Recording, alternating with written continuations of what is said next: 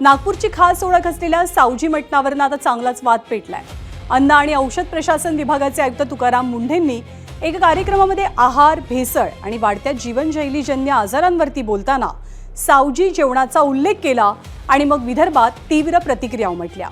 माझ्यासारख्या माणसानं सावजी जेवण खाल्लं तर किमान 1 महिना हॉस्पिटलमध्ये जाईन अशी टिप्पणी त्यांनी केली आणि याच वक्तव्यावरून वादाला सुरुवात झाली। म्हणजे सावजी जर माझ्यासारख्या माणसांना खत करून 1 महिन्यात हॉस्पिटलमध्ये जाईल अशी परिस्थिती आहे। ते आपण खातो म्हणजे काय? Oily, fatty, salty, sugary. तुम्हाला हार्ट अटॅक येणार नाही तर काय?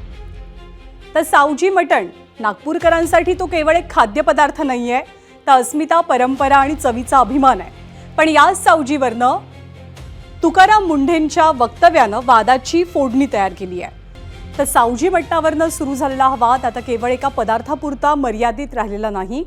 एका बाजूला आरोग्याचा मुद्दा आहे तर दुसऱ्या बाजूला विदर्भाच्या खाद्य परंपरेचा आणि अस्मितेचा प्रश्न आहे। एफडीए आयुक्त तुकाराम मुंढे यांच्या एका वक्तव्यानं केवळ खाद्यपदार्थावरती नाही तर नागपूरच्या खाद्य संस्कृतीवरतीच प्रश्न उपस्थित झाल्याची भावना व्यक्त होते।